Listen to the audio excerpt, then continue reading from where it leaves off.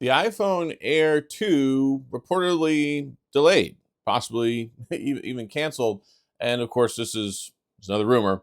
And it's interesting to me that we're talking about this because the iPhone Air just came out not even 2 months ago. Well, right about 2 months ago. We're in the second week of November. And this has been a very controversial phone. This guy right here, because it showed up and people were like, okay, it started with the S25 Edge with folks going, "Who wants this? Who asked for this? Nobody asked for this. Nobody wanted this." And this one it didn't do particularly well, the S25 Edge.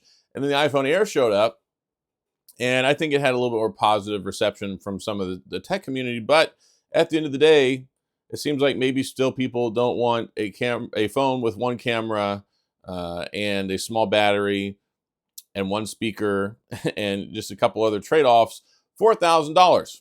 Call me crazy.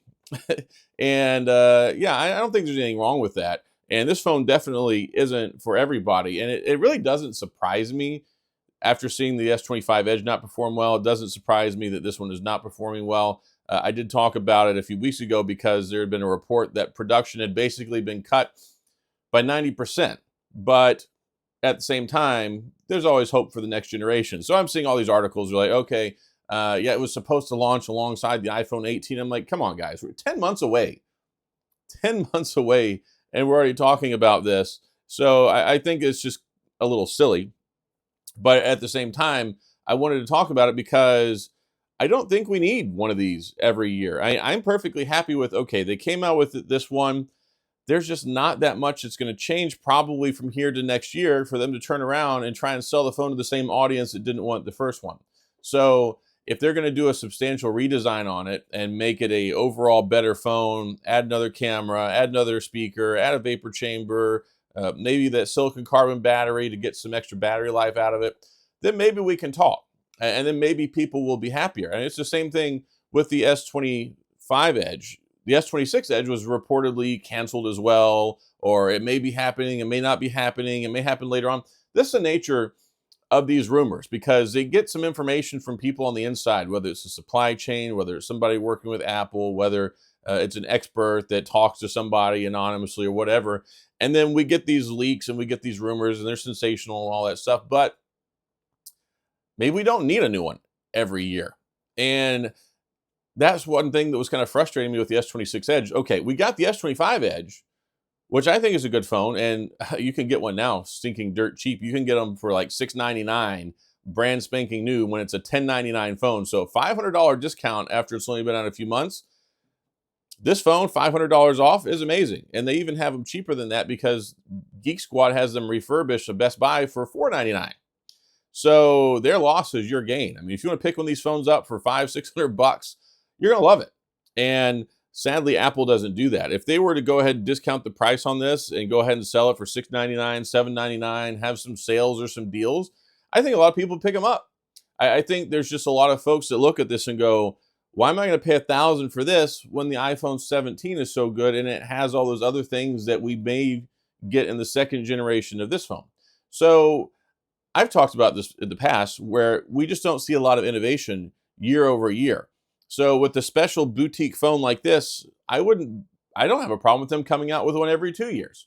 Like come out with the regular phone, the regular 17, the 18, maybe come out with one of these every 2 years. And that way you kind of keep the people engaged who want them, but also you can show some significant updates because you can get some decent progress out of a phone in 2 years when you're not doing the year over year game.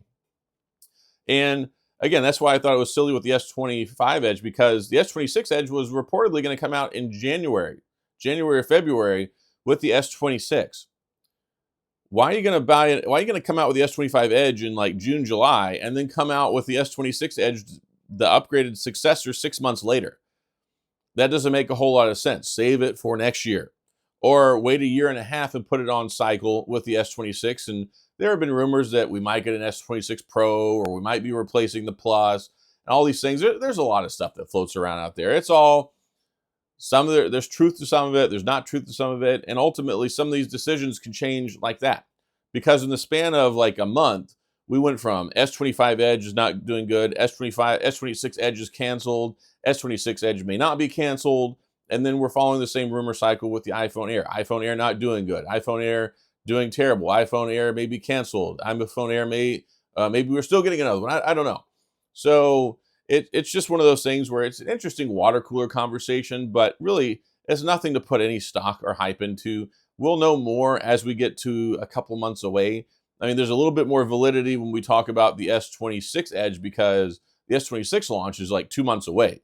So there's a little bit more legitimacy to things when we have those types of conversation because it's something that's a little bit more, things get more accurate the closer we get. So when we talk about an iPhone Air 2 being canceled or completely delayed 10 months away, yeah, I mean, we haven't even made it through an entire quarter of this phone being on sale yet to even see what the total sales numbers are, or at least that they're going to put out. So, yeah, we know it's not doing well. I didn't think it was going to do particularly well, but that doesn't mean it's a bad phone. It may be a bad decision to buy the phone because you can get a better phone for cheaper, but this phone right here is all about the experience. It's all about the light, thin form factor. Yes, there are trade-offs. It's not for everyone, but it's like not everybody wants a Mazda Miata, but I'm not gonna hate on somebody for going and getting one. Maybe somebody else might want a different sports car. Maybe somebody else might want a different convertible. Like that, I like choice. I like choice. I like options, and I like to be able to get what I want to get. I mean, I didn't think that I would like this phone, and I'm still carrying this one instead of my iPhone 17 Pro Max. I didn't think that I was going to like the S25 Edge, but I've been carrying it a lot. I just recently took it out of my pocket, which I'm carrying the OnePlus 15 right now. It's in the house, but it's one of those things where sometimes phones can surprise you. And I bought this with my own money. Apple didn't send this to me. Apple doesn't like me, I'm sure. And I haven't really liked Apple all that much for a very long time, but I do like this phone. I like it. I've been enjoying using it. My wife has been enjoying using hers. The only thing she really misses is having the ultra wide camera because she used it at work every once in a while. But other than that, she's like, yeah, I do like the 17 Pro Max, but I wouldn't want one after using this because I enjoy using this so much. So it's one of those things where, yes, there are trade-offs, but there's also benefits. And it's also, at the end of the day, it's an option that some people may like. Unfortunately, you have to look at the pros versus the cons. You have to look at the sales. Like from a manufacturer perspective, is the phone selling well? If it's not, do they want to take it the shorts and keep making it just for the sake of having the phone? Or is it something that maybe they might pull the plug on? So we're kind of in uncharted territory with Apple right now because this doesn't really happen before. I mean, later on down the road, we're like, yeah, the iPhone 13 mini, it didn't do particularly good, but it still sold some phones. Or, yeah, the iPhone 15 Plus didn't do particularly well, but it still sold millions of phones. So I don't know. We'll wait and see what happens. Maybe we don't get one. But if we don't get an iPhone Air 2 until later on down the road, I don't have any heartburn about that because I think this one's perfectly good for right now for the people that want it. And then when we get there for the next one, hopefully it'll be upgraded enough to where it might be compelling enough to go, yeah, I want to upgrade. I want to get those things. And we'll, of course, say, oh, this is what the iPhone Air should have been the first time. And yes, of course, that's what we always say because it'll be the upgraded version. But look, Apple tried. Maybe they failed. If they did, whatever. I don't really feel sorry for them because they're like a $3 trillion company and they'll survive. But I do appreciate that we at least got the option, right? So I'm going to enjoy carrying this and continue carrying this as my secondary phone, as my iPhone that stays in my pocket. I like it and I use it a lot more than my 17 Pro Max. That's absolutely for sure.